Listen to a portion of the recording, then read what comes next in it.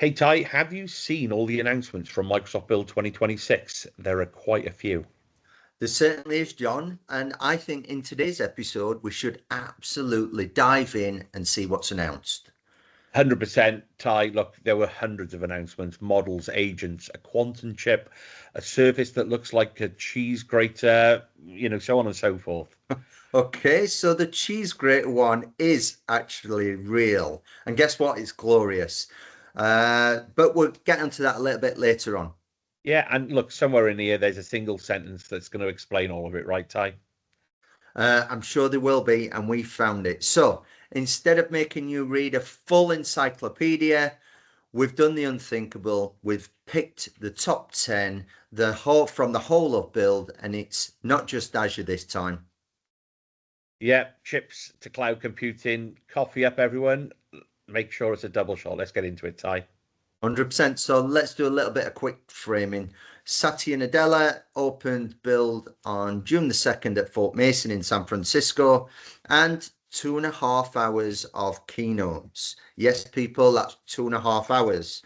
The whole thing hung on just one idea, a total new stack. And that's compute, models, context, tools, runtime, and guess what? Security wrapped around it all. Yeah, and the business transition is quite simple. Agents are graduating. They're leaving that chat window and they're moving into real systems. They're going to have identities, they've got permissions, they've got memory, and an incredible audit trail. And guess what? They've even retired, John, the old book of news. Can you believe Mm, that? And guess mm. what? They've replaced it with a live Build Live feed. So even the announcements have got a massive upgrade. Of course, they did tie us all Agentic, right? Okay, let's do it. Top 10, the whole event. Let's count down. Ty, kick us off in at number 10. Okay, so let's climb the hill. You'll get that joke in about 6 minutes' time. But number 10, okay? So the boring layer that's secretly the foundation, and that's the chips. So Microsoft has announced Azure Cobalt 200 VMs, and it's claiming to be 50% performance jump. That's right, 50%. Now the preview uh, across more than 10 regions, plus the second gen Maya 200 AI accelerator. So that's already live in our data centers in Iowa and Arizona, with Italy, Australia, and South Korea all coming online very soon. Yeah, it was really interesting. I know they had Jensen Huang on from NVIDIA. He was on the stage with Satya. So that partnership has gotten another headline, essentially. Why should a business leader care about chip names they'll never touch? Well, it's because agent workloads are really spiky, and guess what? They are computer hungry, or compute hungry, should I say. So better silicon means more tokens per pound. Your inference bill is downstream to this, which is perfect. Yeah, I guess that's the commercial kicker, right, Ty? It's pure consumption. And if we've got that 50% efficiency gain on the VMs running, your agents flows, and that's going to flow straight into your Azure bill effectively. So it's not really a line item that you're going to be buying. It's that tax that you're not going to be paying in the future, which is cool to see. And I guess, one takeaway there is the cheapest AI optimization that you're ever going to make is the one that Microsoft is going to make in the data center for you. So really bringing that chip performance increase into play and utilizing that. So right sizing onto the new SVM families the very moment they land in the data centers. So okay, there's number 10. I'll introduce number 9 then, Ty. So okay, this one gets underhyped. It's data, right, Ty? It is. And this one is very, very special. So, Microsoft announced a GPU accelerated fabric data warehouse. Just let that sink in for a second. A GPU accelerated. Okay. So, we're framing it as the first fully managed data warehouse with GPU acceleration, NVIDIA accelerated under the hood. And guess what? Early access previews is about to go out to everybody. The point is analytics fast enough that it sits inside an agent loop. Okay, so an agent asks a real question of real warehouse data, and it doesn't have to wait around, right? So give me what the outcome is there, Ty. Okay, so picture an agent reconciling maybe a financial close or triaging a supply chain expectation against live warehouse data in seconds, not a nightly batch. So speed is what makes it useful for us, and instead to move forward, and we can demo that. Yeah, no, good stuff, Ty. And the other thing I noticed on the operational side, Azure Horizon DB, it's that enterprise Postgres for the AI era. Plus agentic retrieval and memory toolkits are all coming to Azure Cosmos DB as well. Absolutely. And why does that matter? Because agents need memory. So Cosmos gives them native retrieval and memory toolkits, which means you're not duct taping a vector store on the side. It's all comes together. Yeah, so I guess if we look at the commercial aspects of this tie, Fabric is capacity based, Postgres and Cosmos are all consumption based. So Microsoft's making your existing data estate the substrate agents run on essentially. So you're not buying a new island, you're lighting up the one that effectively you're already paying for. Absolutely. And the golden nugget in this one is that in 2026, your data platform is now going to be your agent platform. So that means if data's slow, guess what? Your agents are going to be a little bit dumb. Yeah, so that's number 9. Number 8, let me introduce this one then. So this is the quantum chip that bends the timeline.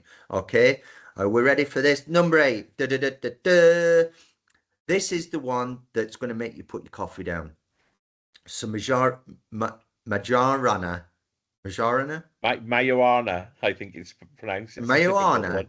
But yeah, almost, Okay, yeah, not that so type. no, yeah, that's totally different. Right. So anyway, Microsoft next gen quantum chip. It's topology qubits. Okay.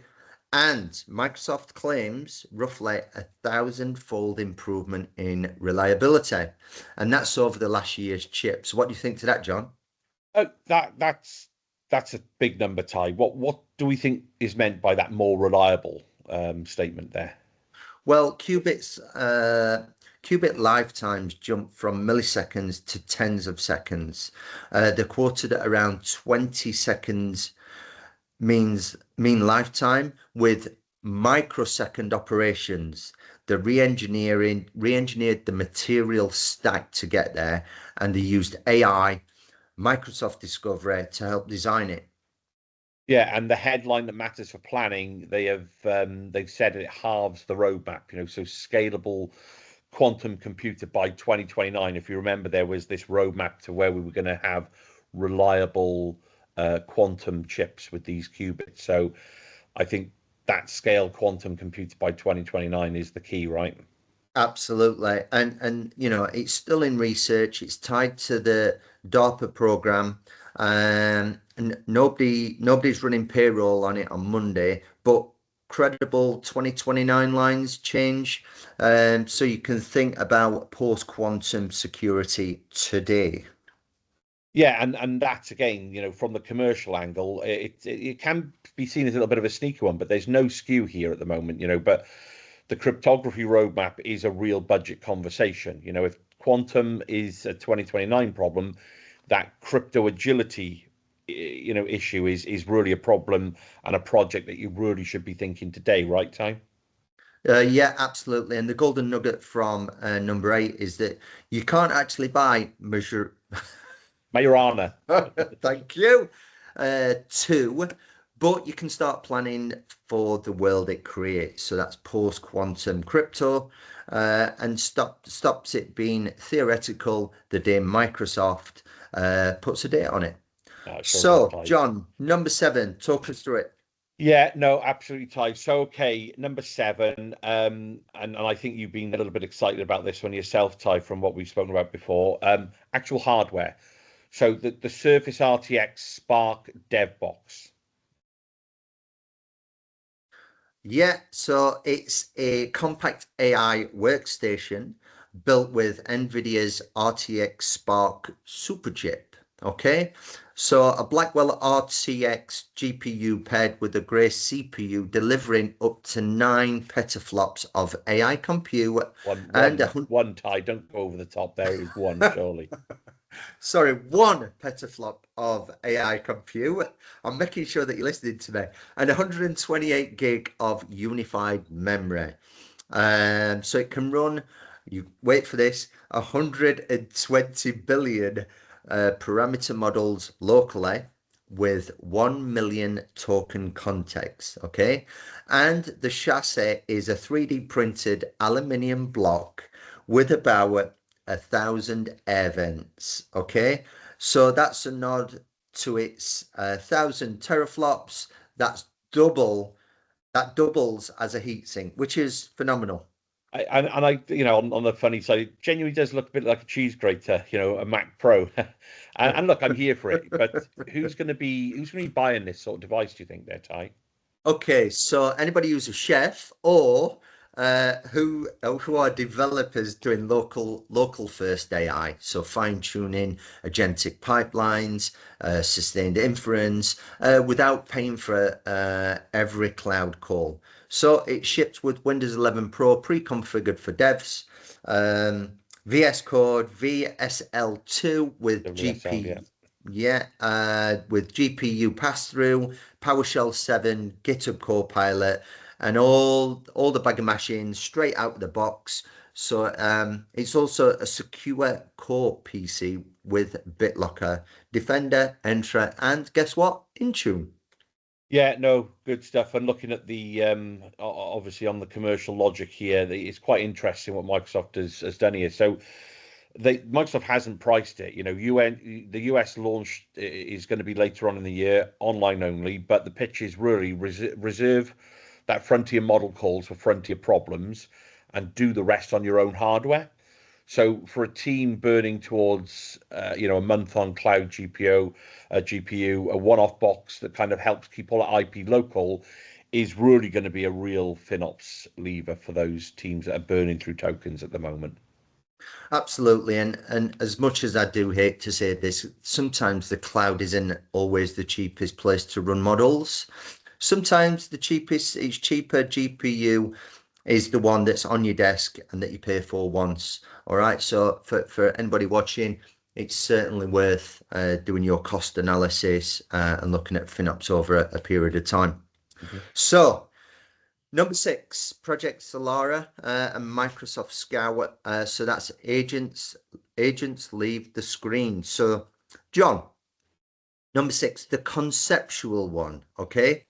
But pay attention, all right? So Project Solara is a chip to cloud platform for agent first devices, all right? So Microsoft showed 2 reference designs, a badge style wearable powered by quantum silicon and an Qualcomm, always Ty. Qualcomm was the company that made sorry, them, I yes, think, wasn't it? Qualcomm silicon and an always on desk companion powered by a MediaTek chip. What's that mean, John? Yeah, so what the agent stops living in an app window essentially, and it starts living in the room in that hardware form factor, right? So I guess it's really the direction, not really a product. But when you pair it with something more concrete like Microsoft Scout, the first, kind of new category that Microsoft is calling autopilot. So an always on autonomous agents with their own identity. Okay, Scout's built on OpenClaw, powered by WorkIQ, and it works across Teams, Outlook, OneDrive, SharePoint. And then we've got a desktop app for Windows 11 and Mac OS, and that's all in the Frontier preview time. And do you know what the business angle for this is that it's leaped from a system that answers to an agent that acts, which is massive. We've talked around that before in other programs. So prepping meetings, resolving scheduling conflicts, tracking projects in the background, and commercially, it's still in preview, but it's part of the Frontier program. So it's one definitely to watch. But again, you're not going to be deploying that on Monday morning. Yeah, and I guess Ty, the point here is autopilot is really a bit of a tell. So when Microsoft stops saying assistant and starts saying autopilot, the design point has shifted from answering you to acting for you. That's the way that I would look at this. Absolutely. So, number five. So, this is where GitHub becomes the control plane for coding agents. All right. So, GitHub GitHub is now the control plane for controlling agents, building the agents in GitHub, deploying it in a Microsoft Foundry, reach it from Teams, M365, wherever your team works, which is very interesting. What do you think to Hmm. that, John? Yeah, and I guess that what I took from this, Ty, was that the developers, kind of way that they work, their home turf is not changing. And that's obviously a win for the business, but you're going to then adopt agents without ripping up the workflow that all that engineering team has already put in place to live and work in, right? Exactly. So the GitHub Copilot desktop app went to preview, and that's a standalone app for managing agentic workflows, not just a sidebar. All right, for anybody listening, and Project Rafin, which is also in preview, by the way, is a managed backend as a service on Microsoft Fabric to close the gap from prototypes to production. Yeah, cheaper and good is my favorite genre, to be honest, Ty. And Ray Finn's, when it says stop rebuilding from scratch, that kind of story they've written around that. I kind of hold that thought. The money story gets bigger next, I think is the way to look at it. Yeah, teasing the finale already, John. Yeah. Indeed, indeed. So look, you don't have to send your devs somewhere. Basically, is somewhere new is the takeaway here to get that agentic coding piece. It's meeting them in GitHub and VS Code now. Is these announcements that we've seen there at number six. So yeah, let's get on with it then. Number seven then. So here we go. So Microsoft. Am I going back in time here? No, I'm going back in time, and I'm reading the You wrong are. one It's here. number So four, this one. Number number four. four. Why am I going the wrong way round, Ty? What's going on here? So number four is around the My models. So these new Microsoft AI models. Headline: a lot of people kind of led with Microsoft has launched seven new in-house Microsoft AI My models from the Microsoft AI Superintelligence team led by Mustafa Suleiman Ty. And the phrase everyone seems to hang on and seized on is trained from scratch, zero distillation. So that's no AI, no open AI outputs, no leaning on somebody else's models. What do you think to that, John? Yeah, and look, that's a real differentiator here where Microsoft are going, and that's these new seven models are quite the thing. So starting off with looking at the My Image 2.5 plus the Flash variant, it's number two on leaderboards at the moment, where Microsoft says it's going to be surpassing Nano Banana 2 on image editing. It's going to be in live in PowerPoint, and it's rolling out to OneDrive and Foundry now. Then we've got the My Transcribe 1.5, which is that state-of-the-art transcription model that is across currently 43 different languages, and it professes to be 5 times faster. It's going to be going into Copilot, it's going to be going into Teams and GitHub and Dynamics 365 Contact Center. So it's really getting out there for that transcription workload capability. And then another one of the models, the My Voice 2, for that natural voice agent. Again, it's across 15 languages at the moment, and they're even publishing it to things like Fireworks AI, Base 10, and OpenRouter Tie. So there's so much, and that's just the kind of the top headline three of those models. And I guess, Ty, you mentioned about zero distillation. That kind of sounds a little bit technical. Why should somebody like a CIO care about that, do we think there, Ty? Great question. So think clean commercial license data lineage. Wow, that's a proper mouthful. As if earlier on I'm not getting confused already. So Solomon's pitch was you can put it into production with confidence. No murky water. Where did the training data come from? And risks hanging all over you, so it's clean. Yeah, I took that away as well from that conversation. Ty, is that, and I guess that's the business angle there. It's a procurement and legal unlock. So it's not just a benchmark flex.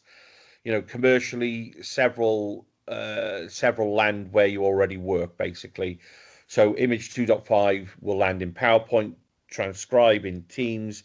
It's adding all that value inside your M365 that you're already licensed for, whilst all the versions that head up into Foundry are there as a bit of a pay as you go. That's what I took from it.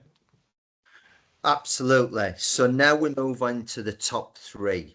Okay, so at number three, we've got My Thinking One. Okay, so this is Microsoft's first proper reasoning model, a 35 billion active parameter mixture of experts with 256K context windows. So, John, what does that actually mean?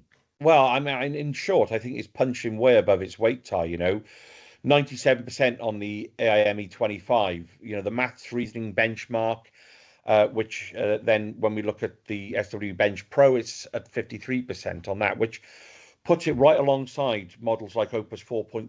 So when you think that it's thinking version 1, Microsoft are really already up there at that Opus 4.6 level on one of the toughest cloud benchmark platforms there is. So independent human raters even preferred it over things like Sonnet 4.6 when they did blind side-by-side tests on it. So, as that first kind of reasoning model at Microsoft have put their time and effort with no learning from other models, they're really coming in hot there, Ty, and punching above its weight, like I say. Big time. And it climbs from there because Suleiman framed the whole effort as hill climbing. So that's towards what he called humanist superintelligence. And that's AI built to serve people and organizations, not, I'm going to stress, not to replace them. So, what we like at branding, it's deliberately positioning Microsoft. Sorry, it's deliberately positioned so that Microsoft wants the enterprise safe reasoning model. What does that mean, John? Yeah, well, exactly that. It's that enterprise safe. We're not reliant on anybody else's models. And from a commercial aspect, it's showing up in Foundry's catalog as another consumption option for those consumers to look at. And it's a mid-sized model that performs near the frontier, and it's the one that your FinOps team is actually going to like because it's not paying for flagship prices on every call. There's also the on-device side, the Aeon models, which include a 14 billion parameter Aeon 1.0 plan that kind of ships in box with Windows, and that runs completely offline, Ty. So it's really about getting that cost per token right the way down. I think we've described that so far in all these top tens, really. Definitely. And the interesting golden nugget in this one is that the race in 2026 is not about getting the biggest model. It's about frontierish. It's about performance, especially at that mid-size cost. So Maya Thinking One is the Microsoft entry into that world. So John, Yeah. we're on to number two. Talk us through it, mate. Well, we're getting there, Ty. So look, Foundry has grown up, I think, is the place to be. We've got over 11,000 models. We've got hosted agents. We've got the agent framework. But number two, if you send your platform team one thing, send them to Microsoft Foundry. It's become the production layer for agents, basically, Ty. That was the announcement. It certainly is. And if we start with some numbers first, the catalog is now 11,000 plus models. That's absolutely phenomenal. So that shows us everybody out there, Microsoft is just not in it for what we're doing. We're opening it up for everybody to bring the best for an organization. And critically, it's not just us on it, like I've just said. OpenAI's GPT 5.5 went GA. Claude Opus 4.8 landed in preview, along with Maya models, Maya Choice. And do you know what? It's just one platform. Yeah, and I guess there's the no lock-in story that leaders keep asking Microsoft for, but the bit I really love is that hosted agents bit there, Ty. So they went GA, or they're going GA by the end of this month, June, at the time of us recording this, with hypervisor isolated sandboxing and per agent enter ID. We've got source code deployment via Azure ASD, essentially. So every agent is getting its own real identity and lockdown, in a lockdown box, really, to be able to run in that segmented architecture. Microsoft's Agent Framework 1.0, that went GA for Python and .NET. Plus, we've got Foundry IQ for unified knowledge and serverless retrieval ties. So much evolution has come from Foundry. Like I say, it's really grown up. Okay, just pause there. Two things. First of all, I think you must been hanging around with me too long because you're losing your words just like me. But the more interesting thing is the whole enterprise unlock. So an agent with its own Entra identity means your existing governance, conditional access auditing, least privilege, it just works on it. So you're not inventing new security models for robots. And then tying it together with Microsoft IQ, GA across GitHub Copilot, Foundry, Copilot Studio, Works IQ pulls in M365 knowledge, Fabric IQ grounds the agent in structured business data, and the new Web IQ does live web grounding. The Work IQ API, guess what, is open June 16. I mean, there's a lot of IQs now with that additional one there with the web IQ that was announced as well, Ty. And I guess, look, again, if we look at it through commercial lens, and it's a big shift, it's a number one setup at the end of the day. Foundry agents running on consumption, which raises the obvious question, Ty. And that is, how do you pay for an agent that works while you're asleep? Well, funny you should ask. Go for it. Okay, an agent with its own Entra ID is the line between a cool demo and something your security team will actually let you put in production. Let's go for it then. Should we kick on with how we're actually going to start paying for these whilst we're sleeping? It's the number one, Ty. Yeah, here we go. So the announcements around Copilot credits and Agent 365, I don't think anybody can really ignore this one, Ty, because it's all about the bill, like we just said. So Copilot credits, Ty, what do you know about them? Okay, so this is the consumption meter for agent work. Okay, so pay as you go at 1 cent. So that's 1 cent per credit. Or you guess what? You can do the normal stuff by prepaid packs. And importantly, per user Copilot stays for human-driven Copilots. So humans on subscription, agents on consumption. Easy. And I guess, Ty, that's the point, right? This is genuinely a new commercial muscle that we're going to all have to build, I think. So a seat license is very predictable. You know your per user cost, and an agent that runs autonomously overnight is metered, which is closer to that Azure compute than to really software seats.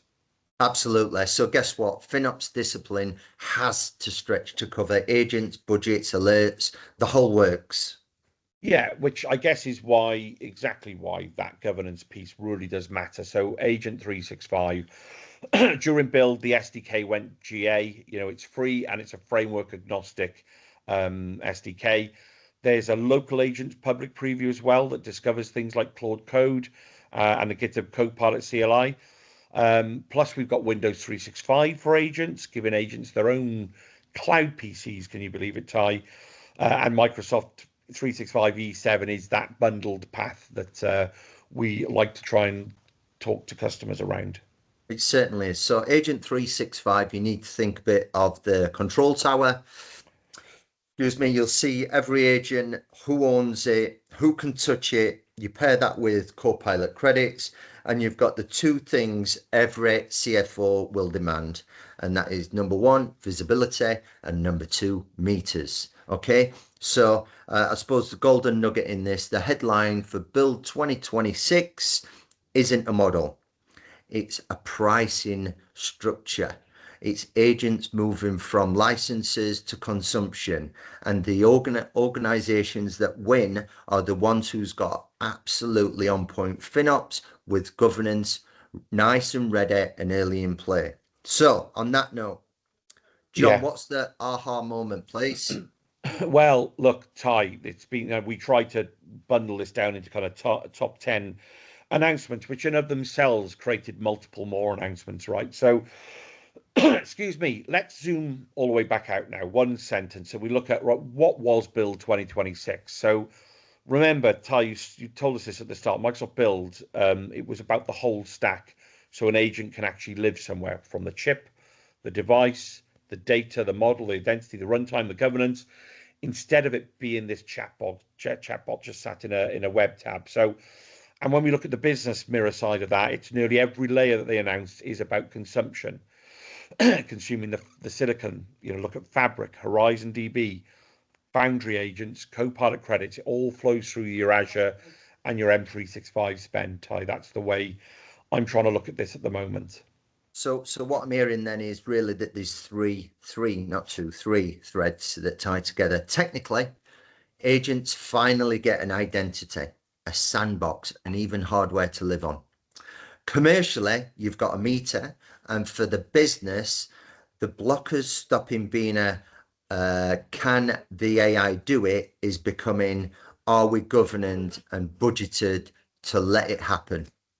Yeah, look, and I think everybody probably agree that it's probably a better problem to have there. It's a planning problem, not really a science problem. Well, maybe except for that quantum chip announcement, right, Ty? So that one can very much still stay science.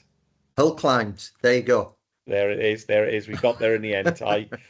Okay, look, thanks everybody for watching. If this has saved you reading that phone book of news, and trust me, me and Ty both went through it, so you didn't have to smash that like button, hit subscribe. Ty, we'll close this one off, right? Yeah, sure. Subscribe to more AZ Bytes. Drop us a comment. Which Build 2026 announcement you're actually putting into a project, maybe for this quarter or next quarter. The Maya Models, Foundry, or even the Cheese Grater DevBox. Let us know. Yeah, we've been through them all, even the ones we had a little bit of a chuckle and slight disagreements with, right, Ty? Especially those. Cool, cool. Right, okay. So until next time, keep your agents governed and your credit counted, right, Ty? Absolutely. And your qubits topology. Topological. Right, let's call it there, Ty. See you all soon. Take care, thanks. Bye. Bye.